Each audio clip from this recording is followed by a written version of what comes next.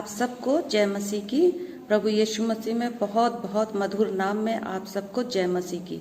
मैं परमेश्वर पिता का बहुत बहुत धन्यवाद करती हूँ कि परमेश्वर पिता ने मेरे को इस सुंदर चैनल से जोड़ा है और मैं प्रभु की धन्यवादित हूँ कि इस बेटी के द्वारा मैं इसमें जुड़ी हूँ और मैं धन्यवाद करती हूँ, परमेश्वर का धन्यवाद करती हूँ कि मैं यहाँ पर जुड़ी हूँ। और आप सबको फिर से एक बार मधुर नाम में यीशु की जय बोलती हूँ। और आपसे इस समय मैं प्रभु के वचन से आपको थोड़ा योना की पुस्तक में से पढ़ के बताऊंगी और अपनी एक छोटी सी गवाही दूंगी और बहुत सी मेरे जीवन में जो उतार चढ़ाव आए हैं आज मैं वो सब आप लोगों के सामने शॉर्ट में शेयर करूंगी। और इससे पहले मैं प्रभु के वचन में जाऊं, आइए हम प्रार्थना करते हैं। सर्वशक्तिमान पिता परमेश्वर, हमारे अनादि अनंत काल के पिता, राजाओं के राजा, प्रभुओं के प्रभु, बड़ी ही नर्मता दीनता से पिता इस समय हम आपके चरणों में शीश नवाते हैं, आपका धन्यवाद करते हैं, आपकी जय जयकार करते हैं, आपकी महिमा तारीफ करते हैं। प्रभु आप पवित्र पवित्र पवित्र परमेश्वर हैं। प्रभु आपको छोड़ कोई परमेश्वर नहीं। हम आपके चरणों में शीश नवाते हैं, आपका धन्यवाद करते हैं। धन्यवाद करती हूँ प्रभु कि आपने इस सुंदर समय के लिए अपनी बेटियों को चुना। मैं धन्यवाद करती हूँ पिता, आज वचन के द्वारा जो कुछ भी हम बातचीत करते हैं, जो भी शेयर करते हैं प्रभु, उसमें आप मुझे आशीष दीजिए। प्रभु बोलने वाली मैं नहीं, पवित्र आत्मा आप हैं। इस पूरे समय को, प्रार्थना सभा को आपके कमांड में देते हुए प्रार्थना उद्धार करता मसीह यीशु के नाम में मांगती हूँ, आमीन। मेरे साथ योना की पुस्तक, उसका पहला अध्याय और उसकी चंद आयतें मैं आपके सामने पढ़ूंगी। पहला योना बेन अमित्या को प्रभु का यह संदेश मिला, तैयार हो और महानगर निनवे को जा, उसके विरुद्ध संदेश सुना, क्योंकि उसके नागरिकों के दुष्कर्मों की चर्चा मुझ तक पहुंची है। योना उठा, वह प्रभु के सम्मुख से भागा, वह समुद्र पार तर्शीश नगर जाने के लिए याफा बंदरगाह गया। वहां उसे एक जलयान मिला जो तर्शीश नगर को जा रहा था, अतः उसने जलयान का किराया चुकाया और उस पर चढ़ गया। वह नाविकों के साथ तर्शीश नगर जाना चाहता था ताकि वह प्रभु के सम्मुख से दूर हो जाए, परंतु प्रभु ने समुद्र पर एक प्रचंड आंधी उत्पन्न की। तब समुद्र पर भयंकर तूफान उठा और जलयान के टूटने का भय उत्पन्न हो गया। नाविक अपने देवता की दुहाई देने लगे। उन्होंने जलयान का भार कम करने के लिए जलयान का माल असबाब समुद्र में फेंक दिया। योना जलयान के नीचे भीतरी भाग में गया। वह शैया पर लेट गया और निश्चिंत सो गया।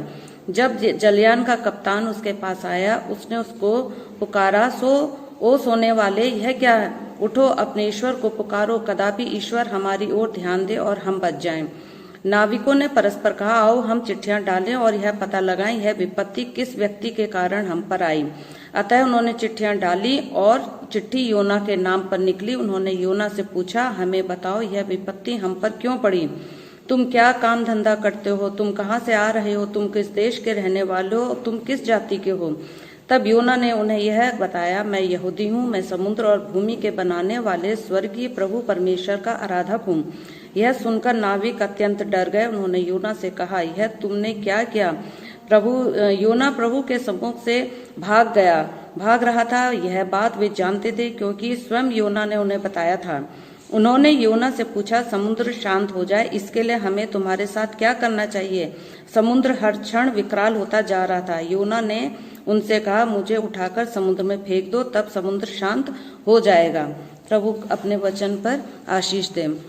यहाँ पर हम देखते हैं कि योना जो कि प्रभु का नबी था और प्रभु ने उसको एक काम सौंपा कि हे मेरे नबी योना, तू उठ और तू उस नीनवे नगर को जा। और क्योंकि वहां पर बहुत अधर्म हो गया है, बहुत पाप हो गया है और उनकी उस पाप की चिल्लाहट मेरे कानों तक पहुंच रही है। जबकि आपको मैं बता रही हूँ, नीनवे के लोग परमेश्वर को नहीं जानते थे, वो मूर्ति पूजक थे। लेकिन हमारा परमेश्वर सबके ऊपर करुणा और दया करने वाला परमेश्वर है। वो नहीं चाहता कि कोई भी मानव जाति का नाश हो। इसलिए वो योना से कहता है कि नीनवे को जा, वहां के लोगों को चिता कि वो पश्चाताप करें और प्रभु की ओर, मेरी ओर फिरें। लेकिन योना जानता था कि निनवे के लोग अधर्मी हैं, हट्टी हैं, ढीठ हैं और वो नहीं सुनेंगे और मेरी बेइज्जती होगी। वो अपनी बेइज्जती के डर से प्रभु के सामने से उठा और तर्शीश जाने वाले जहाज में बैठ गया और चुपचाप नीचे जाके लेट गया। और परमेश्वर को पता चल गया कि मैंने इसको कहाँ भेजा था, लेकिन ये बिल्कुल उसके विपरीत जा रहा है। और फिर समुद्र में हमने जैसा भी पढ़ा, भयंकर आंधी तूफान आए, समुद्र में की लहरें जहाज से टकराने लगी, लोग हाहाकार करने लगे, डूबने लगे। तो अपने अपने देवताओं को उन्होंने पुकारा, लेकिन कुछ फायदा नहीं हुआ। तब उन्होंने योना को, जो कि नीचे लेटा था, उससे कहा, तू आराम से सो रहा, तू भी उठ और अपने ईश्वर को पुकार। तू कहाँ का है, किस देश का है, किस जाति का है? तब उसने कहा, मैं तो यहूदी हूँ और सच्चे परमेश्वर का, आकाश और पृथ्वी के बनाने वाले परमेश्वर का मानने वाला हूँ। तो वो लोग डर गए, क्योंकि वो परमेश्वर के कामों को जानते थे।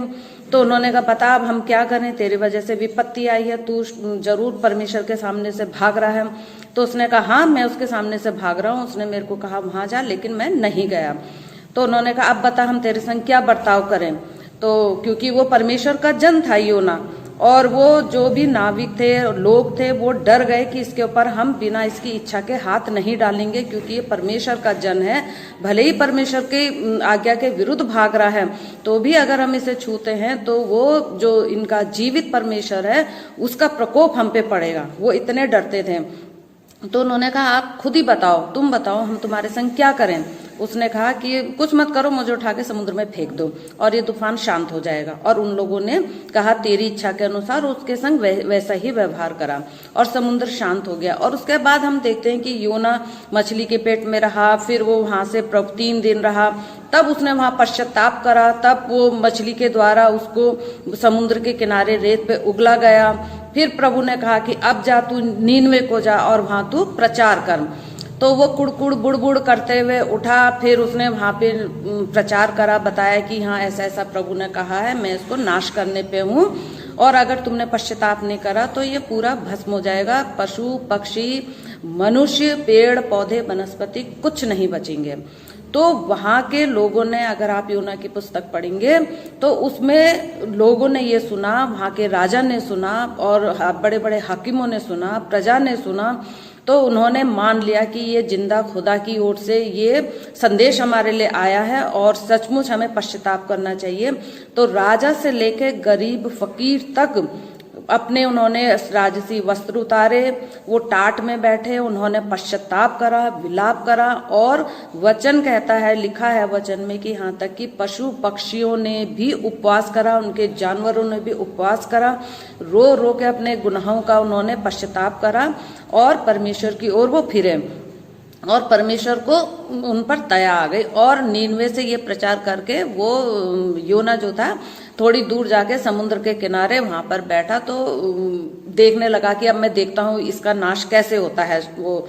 लेकिन वो तो रो रो के पश्चाताप कर रहे थे, पशु पक्षी सब उपवास और पश्चाताप कर रहे थे, जीवते परमेश्वर की ओर फिर रहे थे, अपने एक एक गुनाहों को मुंह खोल खोल कर अंगीकार कर रहे थे, हमसे ये गलतियां भी, ये गलतियां भी।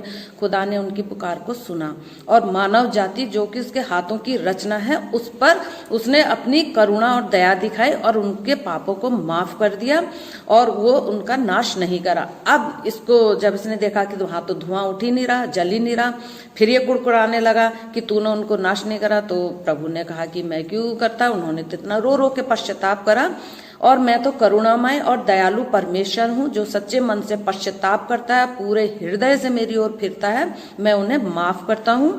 चाहे उनके पाप अरगुवानी रंग के भी हूँ, उनको भी मैं हिम के नहीं श्वेत कर देता हूँ, उनको मैं पीठ के पीछे फेंक देता हूँ, उनको मैं जानता भी नहीं, मैं भूल जाता हूँ। तो तू क्यों कुड़कुड़ा रहा है? तो उसको गर्मी भी लग रही थी और वो चंदेला भी था। तो कह रहा है मेरे को इतनी गर्मी लग रही है। तो प्रभु ने वहां पे एक रेठे का पेड़ उगाया और वो एकदम से उगा, बड़ा हुआ, खूब छाया हुई, छाया में वो आनंद से बैठा हुआ था। और नीनवे का नाश होते हुए देखने की बाट जो हो रहा था। जब ऐसा कुछ नहीं हुआ तब वो परमेश्वर से बड़बड़ाने लगा। तो प्रभु ने उससे कहा, परमेश्वर यहोवा ने, कि तू क्यों इतना बड़बड़ कर रहा है और क्यों? उसने कहा, मैंने तुझसे पहले ही कहा था कि मुझे वहां मत भेज, और तू वहां पे उन पे दया खाएगा, वो पश्चाताप करेंगे, तू दया खाएगा और वो लोग बच जाएंगे और मैं झूठा हो जाऊंगा, मेरी बेइज्जती हो जाएगी। तो प्रभु ने कहा कि तूने ये रेत का पेड़ तूने उगाया? उसने कहा नहीं। उसने कहा, ये अपने आप उगा, मैंने तेरे लिए उगाया, छाया दी है ना, और तू इसमें आराम से बैठा है। अब मैं इसको, प्रभु ने कीड़ा भेजा और वो पेड़ जो था नाश हो गया, खत्म हो गया, वो फिर कुड़कुड़ करने लगा। तो प्रभु ने कहा, जो चीज तूने लगाई नहीं, बोई नहीं, कुछ नहीं करा, और उसने तुझको छाया दी, और उसके बाद अगर वो सूख गया तू तब भी कुड़कुड़ा रहा है। तो एक तो पेड़ की वजह से तू इतना मतलब दुखी हो रहा कि वो कीड़े ने खा दिया, वो मर गया, मैं आराम से बैठा था, अब मैं ऐसा हूं। तो प्रभु ने कहा, ये मनुष्य जो मैंने अपने हाथों से बनाया है, मेरे हाथों की रचना है, ये मेरी हथेलियों में मैंने इनको उकेर के इनकी आकृतियां बनाई हैं, मैं इनको कैसे नाश होते हुए देख सकता हूं? वो शैतान और उसके दूत इनको कैसे मेरे हाथ से छीन के नाश कर दें, और मैं क्या देखता रहूंगा? क्या मैं इनके लिए कुछ उपाय नहीं करूंगा? क्या मैं अपने लोगों को इनके पास पश्चाताप के लिए नहीं भेजूंगा? तो इस तरह से परमेश्वर उसको समझाते हैं और फिर योना वहां से आ जाता है। इस कहानी का सार ये है कि अगर हमसे गलतियां होती हैं और हम सच्चे मन से पश्चाताप करके अपने परमेश्वर की ओर फिरते हैं, तो प्रभु कहता है, तुम्हारे पाप कितने भी घृणित हों उनको मैं भूल जाऊंगा और अपनी पीठ के पीछे फेंक दूंगा, स्मरण में नहीं लाऊंगा। और दूसरी बात, इस पुस्तक से हम ये सीखते हैं, इस योना नबी के ग्रंथ से, कि जो हमको प्रभु की कॉलिंग आती है, कि प्रभु हमको कहता है तुमको ये काम करना है, तो हमें वो काम करना है। और अगर हम नहीं करते हैं उस काम को और हम उसके विपरीत भागते हैं, दूर भागते हैं, तो परमेश्वर कहता है, कितनी दूर तुम भागोगे? तुम तो मेरे चुनी हुई कौम हो, तुम मेरे लोग हो, तुम्हारी मोहर, मैंने अपनी मोहर तुम पर लगाई हुई है। तुम तो गर्भ से रचने से पहले ही मैंने तुम्हारा नाम अपनी जीवन की पुस्तक में लिखा हुआ है। तुम मेरे अपने लोगों में, दुष्ट तुमको मुझसे छीन नहीं सकता। इसलिए प्रभु हमको विभिन्न प्रकार की परिस्थितियों में पड़ने देता है, लेकिन वो हमको छोड़ता नहीं, वो अपने बलवंत भुजा बढ़ाता है और हमको वहां से निकालता है, और एक एक विपरीत परिस्थितियों से वो हमको बचाता है और हमको सबक सिखाता है और बताता है कि मैं ही तुम्हारा जिंदा परमेश्वर हूं, जो तुम्हें इन सारी विपरीत परिस्थितियों से निकालता हूं और तुम्हें बचाता हूं, और तुम्हारा पालनहार मैं हूं। तो इससे हमको ये लगता है कि हमें परमेश्वर की बातों को सुनना चाहिए, उसकी धीमी वाणी को सुनना चाहिए, संसार और संसारिकता में ज्यादा लिप्त नहीं होना चाहिए, मनुष्य को खुश करने वाला नहीं बनना चाहिए। मनुष्य क्या सोचेंगे, लोग क्या सोचेंगे, ये सोच के हम बहुत से कामों को जो हम परमेश्वर के लिए करना चाहते हैं, लोक लाज की झिझक से हम नहीं कर पाते हैं, गवाहियां नहीं दे पाते हैं। इसीलिए हमको इन बातों से दूर रहना चाहिए। धन्यवाद देते हैं आंटी का इस सुंदर वचन के लिए जो उन्होंने हमारे बीच में शेयर करा है, और परमेश्वर का इसलिए भी धन्यवाद देते हैं कि कल एक बार फिर से आंटी हमारे बीच में होंगी और वो अपने जीवन की गवाही जो है वो हमारे संग शेयर करेंगी। इसके लिए हम परमेश्वर का धन्यवाद देते हैं। और आज अब समय होगा कि हम परमेश्वर के हुजूरी में परमेश्वर से प्रार्थना मांगें। आइए हम सब अपने हाथों को जोड़ें, अपनी आँखों को बंद करें। धन्यवाद देते हैं परमेश्वर इस सुंदर समय के लिए, जब आपने ये दिन हमको दिखाया, रात भर मीठी नींद सुलाई। आपका धन्यवाद देते हैं, आपकी हर एक मनोकामना जो आप हमारे जीवनों में पूरी करते हैं प्रभु जी। हम इस लायक नहीं हैं कि उन बातों को समझ सकें, पर आपसे प्रार्थना मांगते हैं कि आप ही हमें बुद्धि समझ दीजिए कि आपके उन अलग अलग कार्यों को जो आप हमारे जीवन के लिए प्लान करते हैं समझने पाएँ प्रभु जी। हम परेशान ना हों, कुड़कुड़ाएँ ना और खिसियाएँ ना इन बातों से जो हमारे जीवन में होती है, क्योंकि हम नहीं जानते कि आपने हमारे जीवनों के लिए और हमारे जीवन से दूसरों के लिए क्या क्या योजनाएं बनाई हुई हैं। परमेश्वर, होने दीजिए कि हमारी इच्छा नहीं वरन आपकी इच्छा पूरी होने पाए, हमारे जीवनों में आपकी योजनाएं पूरी होने पाएँ, और हमारे जीवनों से जो दूसरों के लिए काम होने हैं वो आपके द्वारा पूरे होने पाएँ। परमेश्वर दुआ मांगता हूँ हर एक जीवन के लिए, हर एक जन के लिए जो हमारे आसपास जहाँ कहीं पर भी है परमेश्वर, जो आपसे लौ लगाए हुए हैं उनको आप अपने हाथों की महफूजियत में रखिए, और जो आपसे आपसे दूर हैं परमेश्वर, हम जानते हैं कि आप हर एक को अपने पास बुलाते हैं। होने दीजिए कि उनके लिए नित्य नए मार्ग खुलें, कि वो आपको जानने वाले हो सकें, आपके विश्वास में आगे बढ़ते हुए आपकी हुजूरी में आने पाएँ परमेश्वर, आपको जानने और आपको मानने वाले हो सकें। हर एक के लिए अपने द्वार खोलिए परमेश्वर, हर एक के लिए अपने ज्ञान के द्वार खोलिए कि वो आपको जान के आपकी हुजूरी में आने वाले बन सके परमेश्वर। इसी प्रकार से दुआ मांगता हूँ सारे बीमारों के लिए परमेश्वर, उन पे अपनी शिफा तंदुरुस्ती का हाथ रखिए प्रभु जी, और अपने स्वर्गीय भंडारों से आशीषित करके उनको चंगाई दीजिए परमेश्वर। इसी प्रकार से परमेश्वर आज के दिन की आने वाली हर एक घटना को, हर एक बात को आपके हाथों में सौंपते हैं परमेश्वर। हर एक परिस्थिति में हम आप पे लौ लगाए रखें, आपके विश्वास में अटल बन के एक अच्छे मसीह जीवन में आगे बढ़ें परमेश्वर।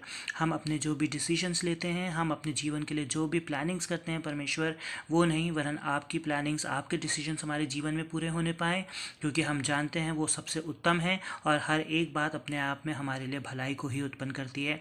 आपके वचनों पे चलना, आपके मार्गों पे चलना, आपके डिसीजंस और आपके प्लानिंग्स पे चलना सबसे उत्तम मार्ग है परमेश्वर, और हमें वो समझने की बुद्धि दीजिए।